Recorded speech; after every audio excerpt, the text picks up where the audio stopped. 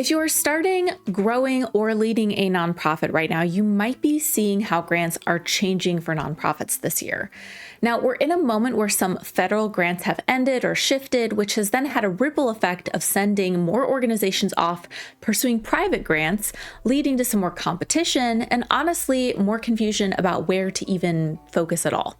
Now, I've been in this space for a long time, both running a nonprofit and helping other organizations think through their funding strategies. And one of the things I see over and over is that one of the biggest challenges for folks seeking grants is not knowing about the different types of grants and how they actually work, because not all grants are the same.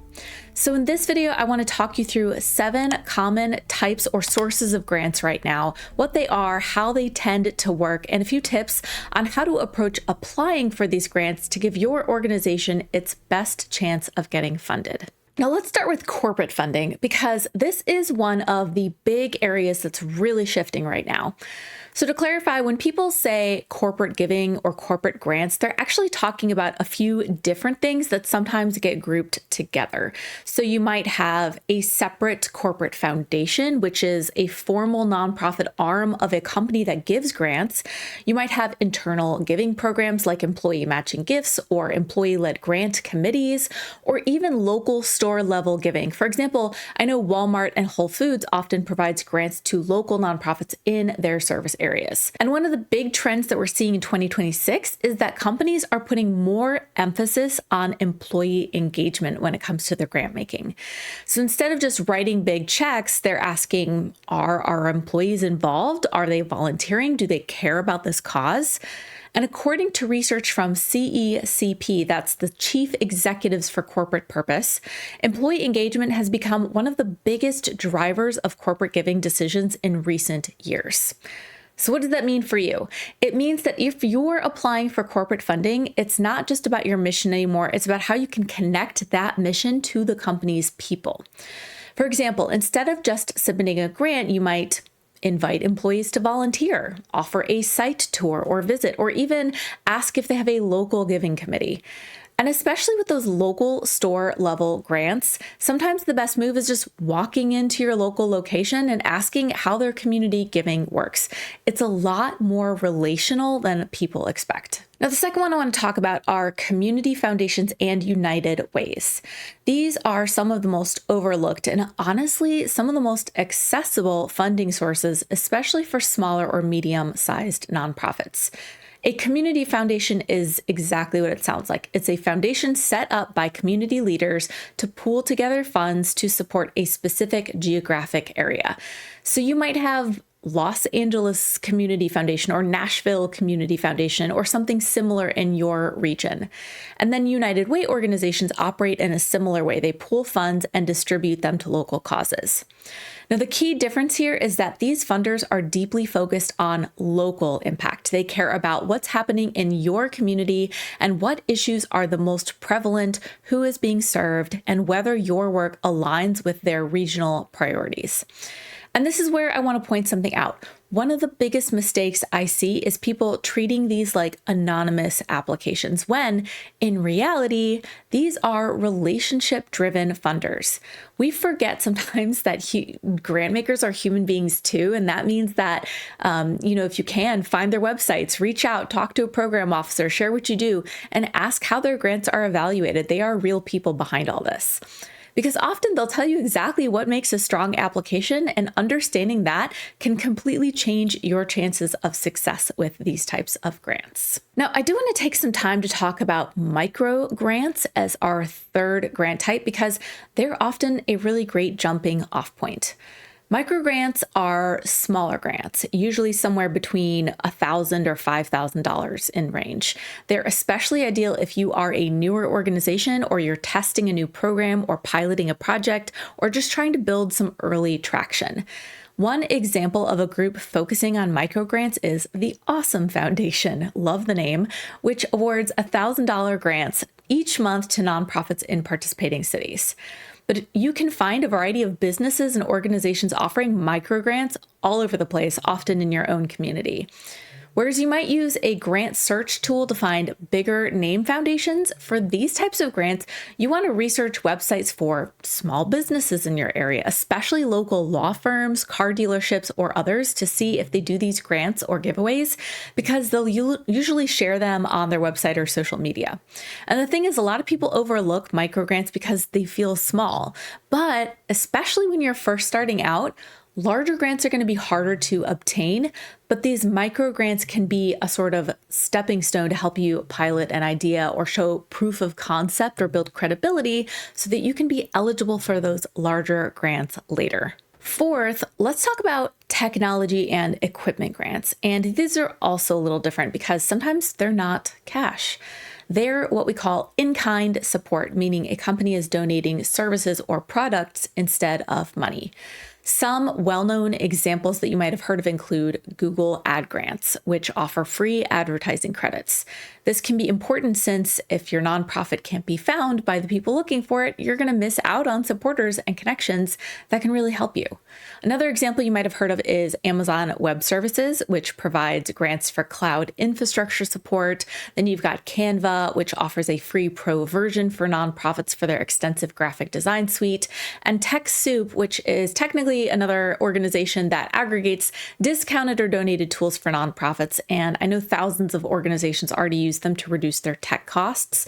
So definitely check that resource out if you haven't already. So while these grants may not always include cash, you're still saving money, which can often be just as important.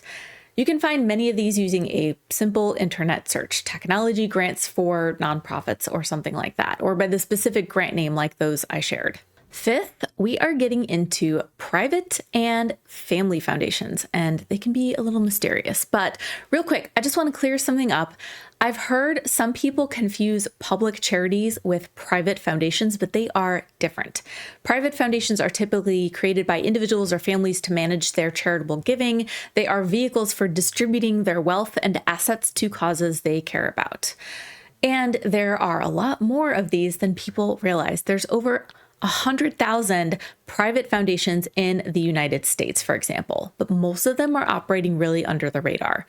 You have probably heard of big players like the Gates Foundation, but many of these private foundations don't even have websites. They don't openly advertise their grants, and they don't have a structured process for applying for grant support, which can make them really feel kind of invisible and out of reach for some folks. So how do people find them? Well, you can find these private foundations by searching for the ones in your city using platforms like Candid or by reviewing IRS Form 990 filings.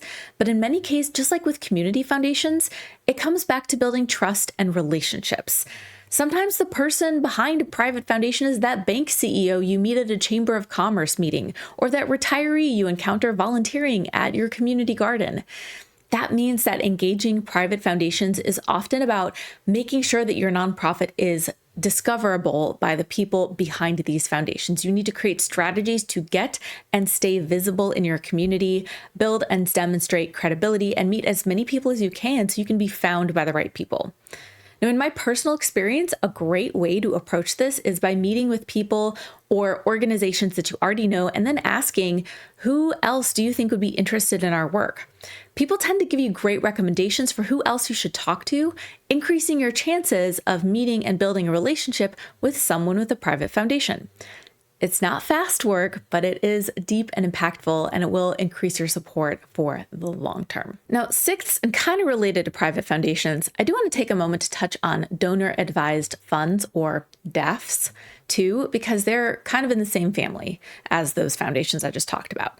And donor-advised funds are a grant source a lot of people don't understand, and if I'm being honest, are a little contentious right now. A donor-advised fund is essentially a charitable account that an individual sets up through a financial institution or foundation. So instead of creating a whole organization like a private foundation to distribute wealth, a donor might partner with someone like Fidelity or Schwab Charitable to create like a bank account to distribute those donations.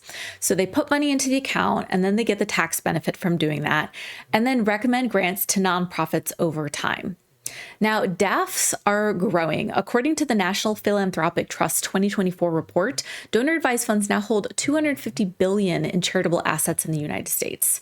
So this is not a small funding stream, but it works differently than most other grants because similar to trying to engage a private foundation if they don't have a website, with a DAF, you're not submitting an application to the fund itself. You're building relationships with the donor or with the institution that manages their fund, which means your visibility, your storytelling, and your donor relationships, again, matter a lot here, just like it does with some of these other types of grants. So my best advice for potentially accessing these DAF grants is to do some outreach to the financial institutions housing them, Fidelity, Schwab, or in many cases, even your local community foundation, and ask about opportunities to share your mission with their donor-advised fund holders. I know that sometimes, for example, community foundations keep a running list of nonprofits who might be of interest to donors. So making sure these groups are aware of you and your nonprofit's needs can help them match you with potential supporters when appropriate. Before we move into the last type of grants, I want to take a moment to thank the sponsor of this video. Starting and growing a nonprofit can feel overwhelming, but with Click and Pledge, they make it easy for nonprofits to start strong and scale with confidence and empower their volunteers and boards and teams to raise money for your cause too. With Click and Pledge, you're going to get professional grade fundraising tools for super affordable startup level costs from day one. They've got customizable donation forms that you can plug right into your website. And these forms are often the foundation of your strong fundraising strategy.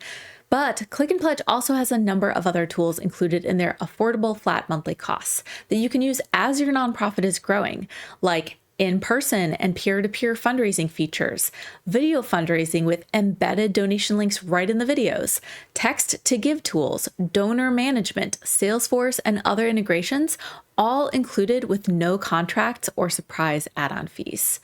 Now, unlike some platforms that increase your fees as you grow, Click and Pledge pricing stays the same whether you have 10 donors or 10,000 donors.